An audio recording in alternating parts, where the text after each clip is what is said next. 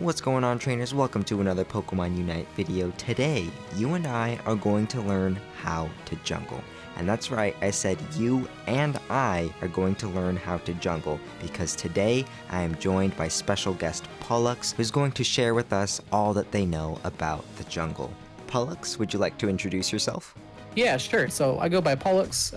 May also know me as Soulfire, Magical D. I have several names across the Gameoverse, but yeah, Pollux is the name I've been going by recently. So, what games have you already played, Pollux? So I've actually had a lot of MOBA experience. I've been playing League of Legends since around 2011.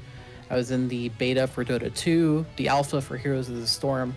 I think I played a little bit of the beta for Smite, and a couple other stuff here and there. Obviously, I have also been involved in the Canadian beta for Pokemon Unite, as well as the more recent Japanese network test back in June. So I got to top number 4 in the beta using an Xbox controller that I mapped on the BlueStacks. So I couldn't aim any abilities. So you were all auto-target? I was all auto-target and still hit top 4. So how much time did you get to spend in the jungle playing this game so far? In the jungle, I would probably have to say it was maybe like 10 to 20 hours in the jungle. I got to play quite a few of the different characters in the jungle, just trying to see which ones work kind of nice or the best. How much time do you think you've gotten to spend on the game total? All about 160 hours, something like that. Maybe a little bit more. Mostly playing like attacker and defender. Those are my two main roles. I've definitely had experience in every role, so I think I can give you a pretty accurate idea of how I think jungling should work. Okay, when I saw your Ninetales jungle, I was definitely thinking, okay, Ninetales didn't look optimal for the jungle, but he made it look good, so I think I want to talk to this guy. Yeah, and that was kind of like one of the inspirations. Because I was looking at Ninetales, I'm like, wow, Ninetales is kind of cracked. She's kind of like the best character in the game, so I wanted to see how a jungle pathway on her would work, and lo and behold, she's really strong. Okay. So I guess we can start there. Who do you think can work in the jungle? So I think most any character can jungle. The question is less about like can and more about should, right? I would say probably your best bets are obviously going to be your speedsters. The jungle was made for speedsters. So Absol, Talonflame, Gengar, those are all going to be like your like jungling machines. They're going to have the lowest clear times, the highest success on ganks. Just because their kits are designed for it, and they're designed for those early ganks, and their leveling curves are kind of designed around that as well. Then you might see an all-rounder or an attacker in the jungle. Those would be like the tier 2 junglers, right? So like Lucario is a great jungler, Cinderace is a great jungler, Greninja's also surprisingly very strong in the jungle, and as you can see, Ninetales is also very good. The other attackers can work in the jungle. Like I said, any character can do the jungle, but there's a certain point where your ganking power is going to be dependent on your kit. So if you need either crazy damage or crazy CC, and Ninetales kind of has both. So okay, so something that I thought might be important when like determining a jungler's strength would be how long it takes them to clear the jungle. How long do you think a jungle clear should take? Your ideal clear time should be anywhere from like 35 to 45 seconds. Okay. Longer than that, and you either have like suboptimal item setup, or you're playing a character that just isn't either moving or killing fast enough to really, it's not killing, you're knocking them out. Right. But it's a big factor in your clear speed. Taking other MOBAs into perspective here, there's a reason you don't typically see support in the jungle, because it just takes them forever to clear their camps. So Pokemon like Wigglytuff, who does have pretty good early damage, is just a little too slow, I feel. Whereas Absol is just the absolute king of speed clears. We didn't even define what is a jungle clear. Yeah, that might be a good thing to define. So yeah, in the jungle, in this game, basically what your role is to kind of eke out your own existence outside of a lane. You want to contribute to your team, and in doing so, you allow them to take all the lane camps, which is the Vespiquen, Combee, and Aldinos, and Apoms in lane. And then for your jungle, that leaves you the stuff in the middle, which is the Lillipup, Bouffalant, Corphish, Ludicolo, and then maybe sneak in an Apom here or there. But basically what your goal is to clear out your assigned group of Pokemon as fast as possible so that you can come in and assist one of your two lanes to either convert a KO and get some score, or just apply some pressure so that your team has an easier chance of winning that lane. Okay, so your jungle clear is when you've knocked out all the Pokemon in that center part of the map on your side? Basically, it's going to be basically your pathway that you take to victory. Okay, so speaking of that pathway, what order would you take? Would you walk through the jungle? Well, I've actually prepared a little graphic here that helps kind of illustrate that. This is a map that kind of shows everything that spawns in Pokemon Unite, but I'm going to highlight the typical path starting from the left side. So what you'll see here is that typically you're going to go straight for the Lillipup spawn. You may have to walk around a wall. That's fine. We walk around walls. Not everyone can be blessed with Absol's dashes or Talonflames, dives over walls. But typically you'll go for the Lillipup, and then you will almost, in every single situation, go for Ludicolo first. After Ludicolo, you will go for Boufflant, and then you will go for your first and then second Corphish. The reason why we take Ludicolo first is because Ludicolo and Boufflant both have buffs that are assigned to them. When you clear them, you'll take that buff for yourself, and they each have different effects. Ludicolo increases the amount of damage you do towards lower health targets, whilst Boufflant applies a slow. So because Ludicolo actually gives you extra damage and a little bit of extra speed, you want to take that one first, and then you take the Boufflant because it's worth a lot of experience, and having the buff is nice. Then you go to your Corphish's, first and second there, and then I'll go a little bit more into those other two Corphish spawns there, but that's basically what your path's gonna look like on that side. What kind of gear and items would you say you need to bring into the jungle? Well, that's all very character dependent. Ta-da! The Holy Trinity of jungling. So typically, especially, let's just assume you're going to be an Absol main, because if you're a jungler, you're most likely playing Absol or Talonflame, and most people like the Absol because he's edgy. You're typically going to see these three items. There are some other options, but I'm going to go over these items real quick. So Muscle Band is a very strong item for any melee-oriented character. It increases your physical attack power as well as your attack speed, and it also has a passive effect on it that does damage based on the opponent's missing health. So the lower health they are, the more damage that the Muscle Band passive gives. The Floatstone is good because it gives, again, attack power, but also movement speed, as well as movement speed when you're out of combat, which means you haven't attacked anything for a couple seconds. The move speed is obviously very good for moving from camp to camp, and potentially when you're coming in to assist your team. The third item I have here is Score Shield. This is an item that I think is, when I say Holy Trinity, I think these are good items for like a beginner level player to play around with. They're all very simple in how they work, and they all work in ways that kind of help your team the most effectively.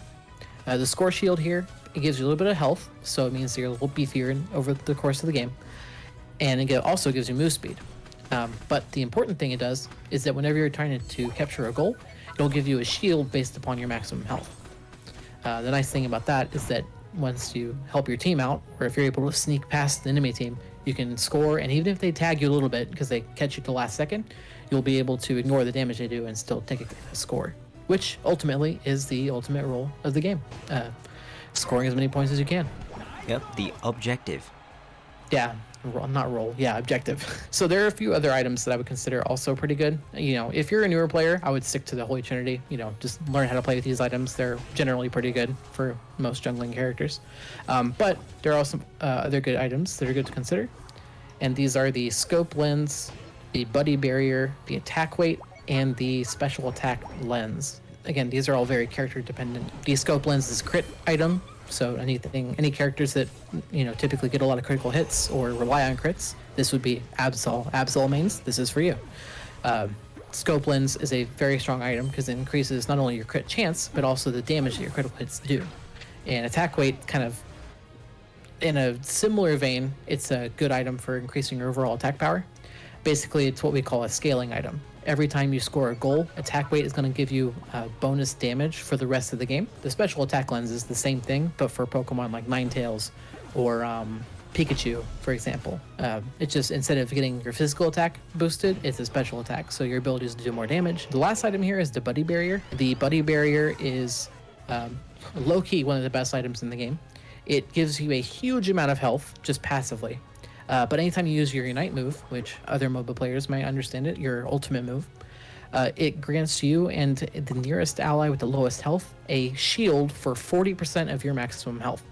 So it's very strong on certain characters that maybe have a little bit of riskier Unite moves, or you're using it maybe more for the buff than anything else. So like a Lucario, for example, you use Buddy Barrier and Lucario, and you have this gigantic shield that you can just run people down with, and they can't do anything to stop you. So it's a very powerful item on certain characters. Maybe you wouldn't run it on Absol because you just want to get the maximum value of damage. But on other characters, it's good for survivability and making you very scary. It's a very good all-rounder item. So if you play an all-rounder, I would heavily look at Buddy Shield. So can't go wrong with any of these held items, most likely. Yeah, I would say that's probably pretty true. The scope lens is probably the most risky one because, if you're walking in like, Pikachu with scope lens, probably not the greatest idea. Oh, I don't understand that. Why wouldn't scope lens be good with Pikachu? The scope lens, from the information that I understand, is that it only works on your physical attacks. So you press A on the switch, and then your character does a little attack.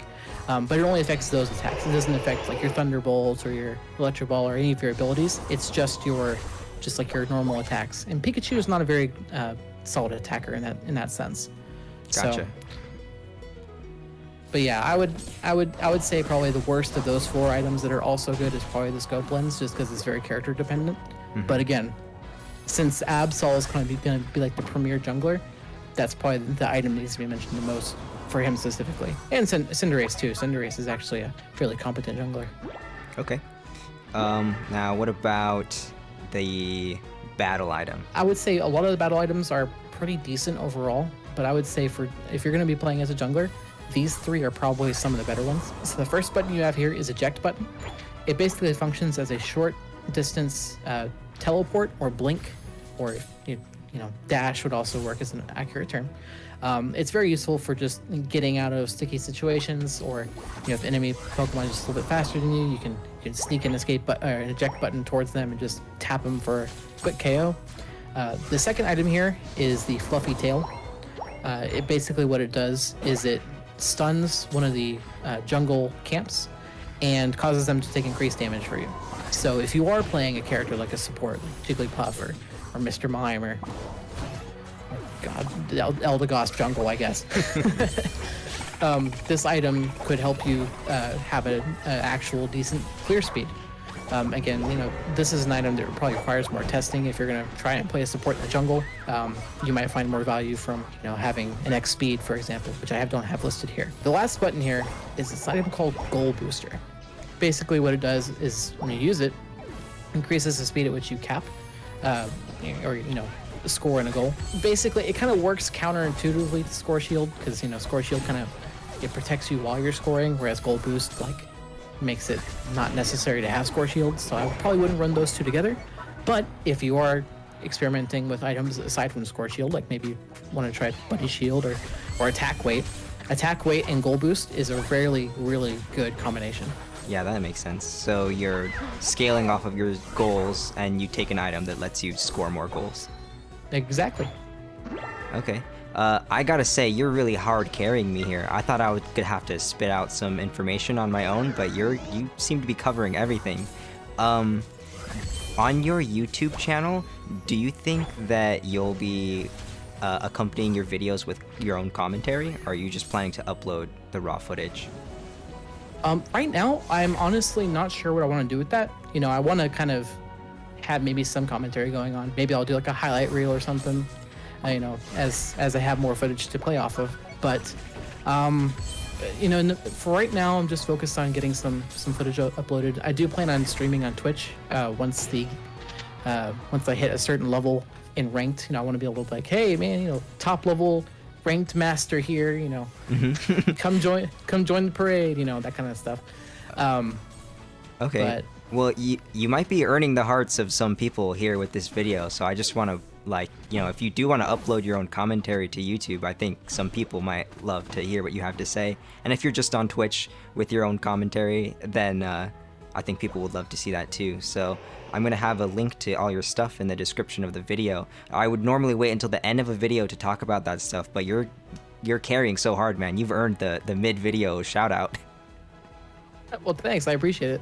So we have this yellow path that kind of shows what your jungle path's going to look like when Ludicolo's on top, but a Bouffalant's on bottom.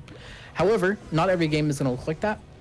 It actually does swap every so often. So sometimes, for example, if you're playing from the left side or you're playing on the right side, you won't be able to tell at a glance because the map will automatically flip so that you're on the left side every single game. However, that means that you might be playing with Ludicolo on the bottom and Bouffalant on the top. Generally, this doesn't really change your clear up all that much. Basically what it does is it flips it around. So if there's grass in your jungle, then you're going to go for the Ludicolo on top first and then down to the Bouffalant. But if there's sand in your jungle, then you're going to go down to the Ludicolo and then up to the Bouffalant. And no matter which side of the map you're on, the Lollipop will just start walking towards the Ludicolo while you're attacking it. So just follow your puppy to victory, basically. But I had mentioned before that, going for, after you go for the core fish after Bouffalant and then the core fish after that core fish, there may be some other options available for you. Right. A big concept for jungling, and arguably the most important aspect of jungling is, well, I've cleared my camps, now what? Right? So you've cleared all your camps that you've been assigned, and you just go back into base and wait for the gun to end, right? No.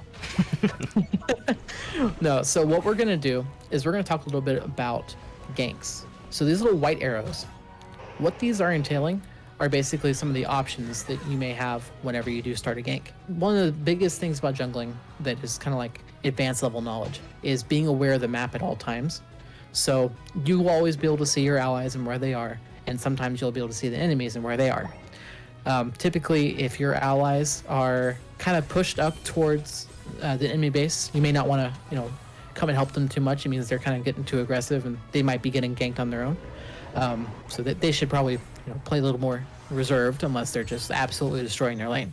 However, if you do see allies on your team, they're kind of pushed up against their own base. They're getting, the enemy team is coming in and kind of, bullying them around a bit.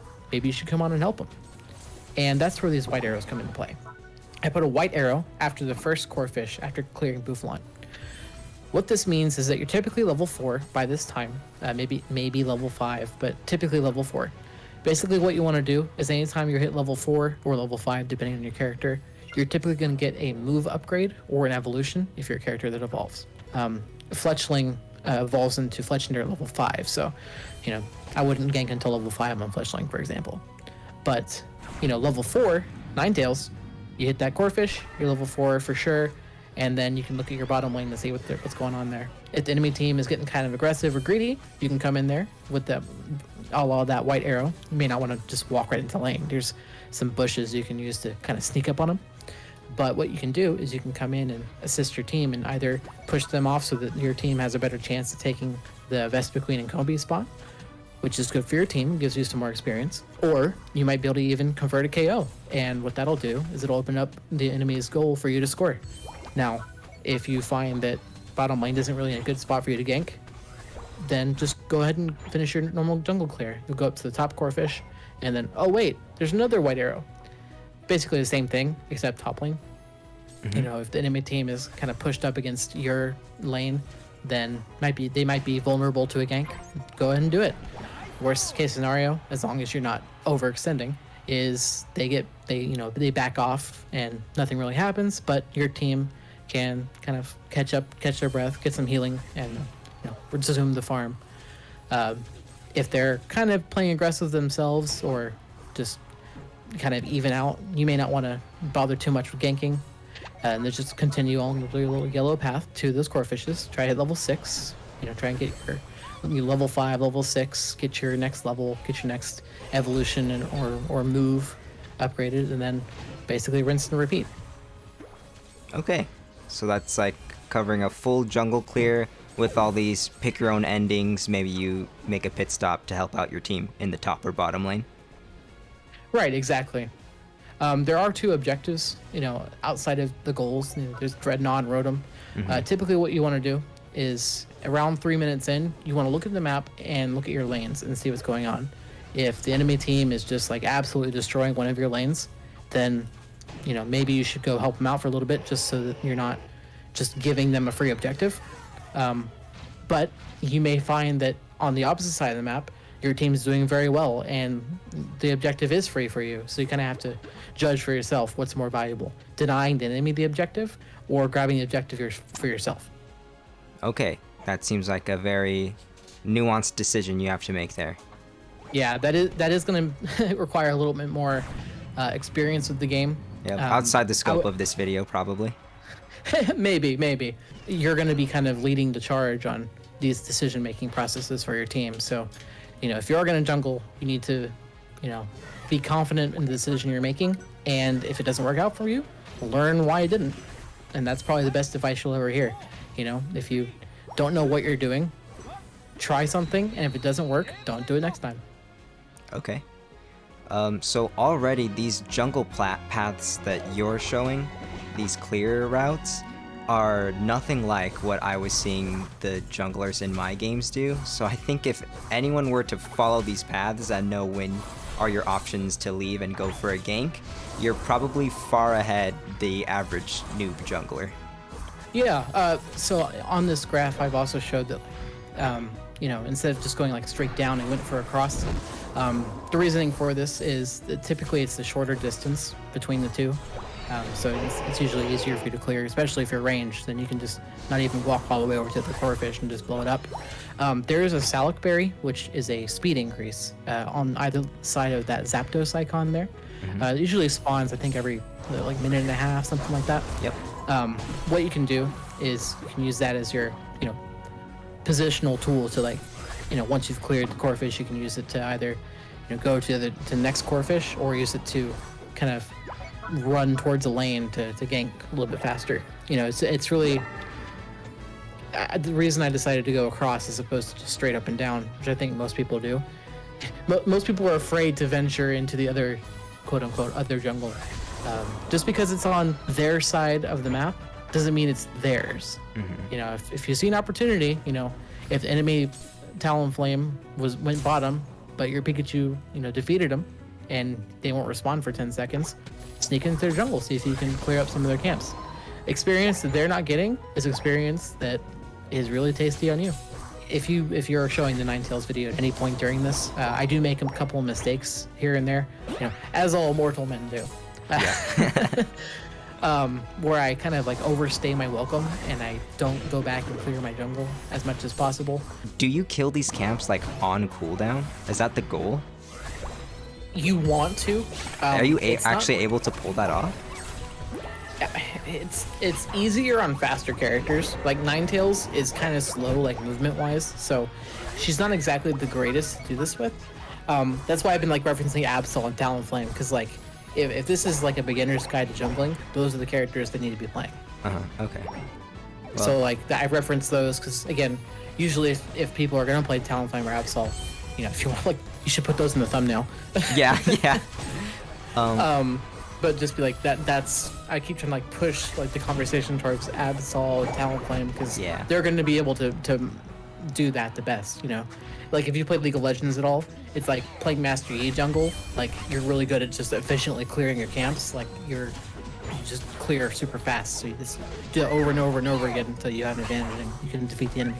Okay. It's kind of the same idea. So if you took your jungle path without doing any ganks, after that last core fish, how much time do you have to do random stuff and go for ganks and still make it back to do your jungle camp on cooldown?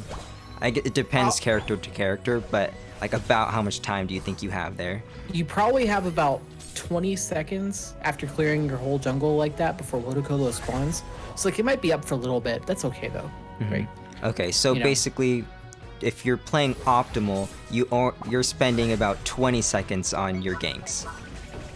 Right, you're not trying to gank and then hang around for 15 minutes, right? You want to come in, make an impact. If you didn't make an impact, you need to leave and go back to farming.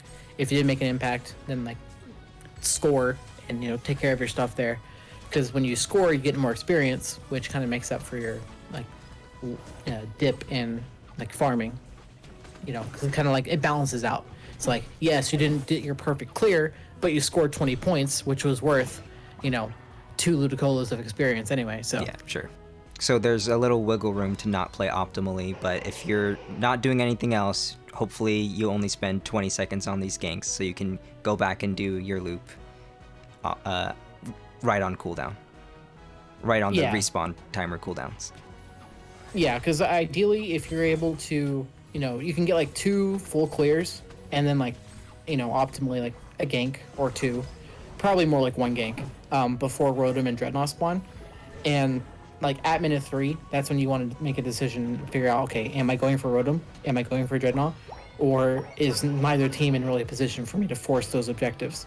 If neither team is in that position to force the objective, then probably should go back to farming a little bit, or make a gank to see if you can make pressure on one of these objectives to happen. Of course, the enemy jungler is making the same decision, so you may decide to gank bot for Drednaw. They might decide to come with you.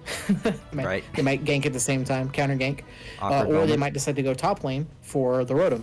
And so you kind of just got to figure out, look at your team, look at your situations, which lane is more likely to benefit from your gank. If you have Pikachu and Ninetales in the same lane, that's a lot of CC. So you could probably come in and do a whole bunch of damage and beat them before they have any chance to get away.